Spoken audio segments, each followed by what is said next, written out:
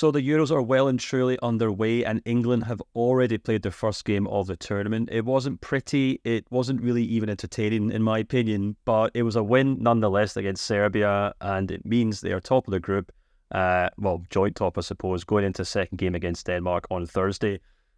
And this felt like a good time to really take a closer look at Gareth Southgate as an England manager.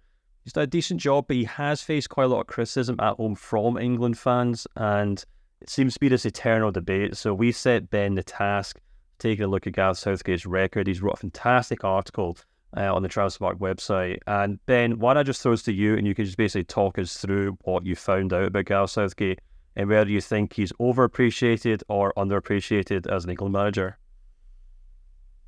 Yeah, I mean, firstly, I want to start by saying that I'm not Southgate's biggest fan in the world. I think tactically he's not up there with the elite level, and I think he'd really struggle in a club game. But I think he's done a really good job with England, and it does baffle me, some of the criticism he receives. Winning at major tournaments is not easy.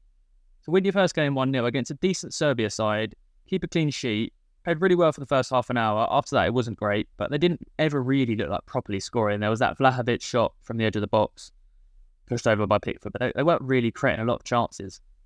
Yet the fallout from that entire game is just, England are so negative, England are rubbish, we're never going to do anything at this tournament, Southgate's got to go. And I find it baffling.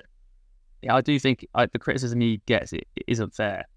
Looking at the stats, no manager in England's history has managed England for more games at major tournaments than Gareth Southgate. That seems crazy. It's crazy to me when I found that out, because it still doesn't seem like that long ago when Big Sam was running the show before that.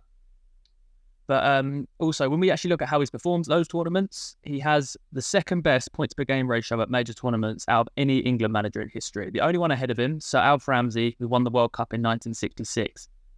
So Southgate is 2.05 points per game, Ramsey's 2.08 points per game. If England beat Denmark on Thursday, Southgate then goes ahead of him and has the best record of England managers at major tournaments ever. Obviously, that doesn't mean anything if you don't win it. I understand that. But the job he's done, if you look at the major tournament, so the first one, 2018 World Cup, as an England fan, I've never had lower expectations for my country at a tournament going into that. I thought we'd go in the group, to be honest. Even if you look back at the squad now, it's not great. When you look at some of the players that were starting, Eric Dyer, Jesse Lingard, they haven't really lit up the world since then. But they got to semi-finals. I know they had a favourable route, but a very strong first tournament. Then he goes to Euro 2020. He gets all the way to the final. Historic win against Germany, 2-0 win. And then they lose on penalties in the final. And, I know it's not a lottery, but getting to penalties in the Euros final, it can go either way. And then at the last tournament, the World Cup in Qatar, they lose 2-1 to France, the finalists, the current world champions at that time in the quarterfinal. Harry Kane misses the penalty. England were probably the better team on the day.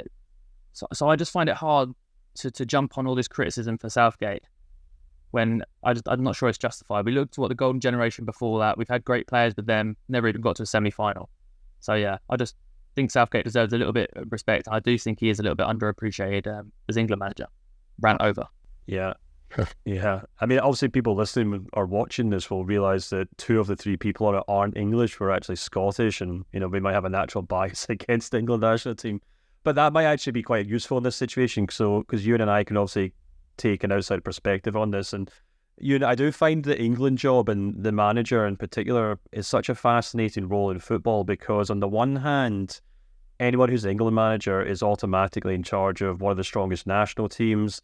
England have always produced great players, but also kind of paradoxically, he's in charge of what I think is probably one of the most historically underperforming national teams since football began. Obviously England have one World Cup to their name, whereas nations of equal size have won 3, 4, 5, and and that's not even including the European Championships. So on the one hand, you have a manager who should be doing more with the squad he has, but equally at the exact same time, he's in a job where people have famously failed for one reason or another.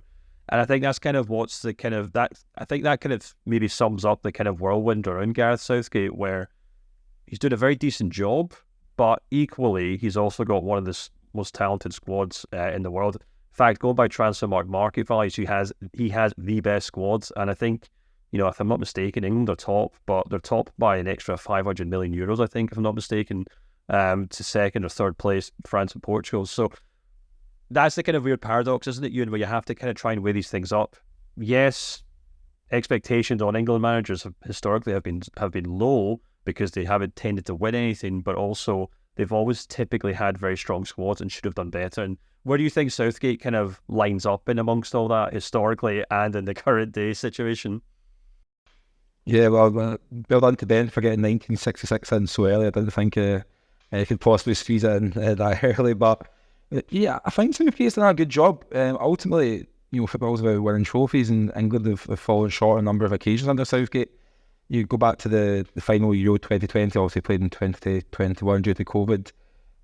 I thought his tactics maybe let England down then. He also took the lead early on for Luke Shaw, and he could have really went and kind of killed the game off against Italy, but didn't do that. And I think that's kind of one criticism of Southgate is he is a little bit too negative. He tends to look to protect leagues rather than really go for it. But yeah, I think the criticism of Southgate is overboard at times. It kind of puts into that hysteria, doesn't it, over the national team. It's everyone's got an opinion on it. Everyone's put under a spotlight, and that tends to happen. But I mean, I don't even think England are the favourites to win the tournament this summer. I think if you look at their squad, I think Southgate's culpable here in a number of years. I think he made a number of mistakes in his squad selection, picking players, leaving players out. Like I'd have Grealish and Rashford in the squad because I think their players can come on to the last 20, 30 minutes and make a difference in terms of their experience in tournament football, their experience in football in general. They've got a quality, they can change a game, they can a bit of magic. I'm not sure players like as good as they've been for their clubs this season, Anthony Gordon, Jared Bowen, even players like Ivan Toney and Watkins, how many minutes are they going to get? What have they done on the international stage? And look at England's defence, I don't think it's great in terms of their left centre back, Mark Gahey. I don't think he's a top level player, and you're banking on Luke Shaw to come back and be fully fit at left back, and he's not played since February, so there's huge question marks over this England team. But I think regardless of what England do this summer, this will be Gareth Southgate's last tournament in charge, and it all depends on how they do this tournament, how you look back on it. But if you look at Ben's stats there, you can't argue with stats in terms of points per game, and he stacks up pretty well compared to all our managers. Yeah, you certainly can't argue with stats, but you probably could argue with perception, Ben. And actually, Ewan kind of touched on that in terms of the way that Southgate has set teams up in key moments as his time as England manager. Obviously the previous European Championships final against Italy stands out to me, where man for man they're a better team in Italy, but those defensive tactics maybe kind of hindered them. And I do wonder if there's something to the fact that if Southgate had achieved everything he's achieved so far playing attacking football, do you think he'd have more appreciation from fans? Do you think they'd be willing to give him what benefit of the doubt because he's tried to entertain, he's tried to score goals? I know international football is a lot different from club football, but this is what we often see in club football, especially with clubs maybe the bottom half of the table or in the second half of the table, where a club can fight off relegation playing defensive football, and on paper the manager's done a great job, but the fans are clamoring for someone to come in and play attacking football. West Ham's maybe a great example of that, where on paper David Moyes done a great job, but the fans were demanding and attacking. They want someone to entertain them. Is there something to that in terms of England and Gareth Southgate, where maybe it's just his tactics, maybe it's the type of football they play that it just doesn't win him over enough fans? Potentially, I mean, that would be the main argument for all the criticism towards him, really. But firstly, I don't think he's as negative as some people make out. From his 20 matches at major tournaments, England has scored 37 goals. Often against the smaller teams, they have gone for it and smashed them. Like there was the 6-1 against Iran, 6-1 against Panama, 3-0 against Senegal. These are all in major tournaments. But if you open up and play really attacking football, have we seen a team win a major international tournament playing that way? Even if you look at Argentina at the World Cup, they basically sat up as defensively as possible, got the ball to Messi and prayed. France, when they won the World Cup, they've been to 3 out of the last 4 finals. They play quite defensive football. I just don't think you're going to win major tournaments coming out and playing really open and stuff. Like, it might be fun for the fans, but it's not going to be that fun when you get beaten 4-2 by Denmark in the next game. I just think there's a bit of naivety to think that you can just come out and play like some really open, expansive football. Like, managers don't get as much time with the players. It's not as tactical. I just think you're not going to be successful unless you have that balance right. And if you look at his selection as well, he has been a little bit more bold with this tournament. People would call him for him to pick up players on form. He's done that now. I personally, I agree with you, and I certainly would have taken Grealish. I think he would have been a great option from the bench. But yeah, I don't think Southgate's as negative as people think, basically, and I don't think you can win a major tournament playing too much with too much of an attacking style. Yeah, well, I guess with these sort of things, the proof will be in the pudding, and we'll come back to this maybe after the tournament to see how well England did, how entertaining they were, how well Gareth Southgate did with his tactics. But until then, you guys can, of course, let us know in the comments below. Do you think England have done well under Southgate? Do you think he should have done more with the players to hand? And, of course, do you think they can go on and win the European Championships this summer? Let us know in the comments below, and until next time, we'll speak to you soon.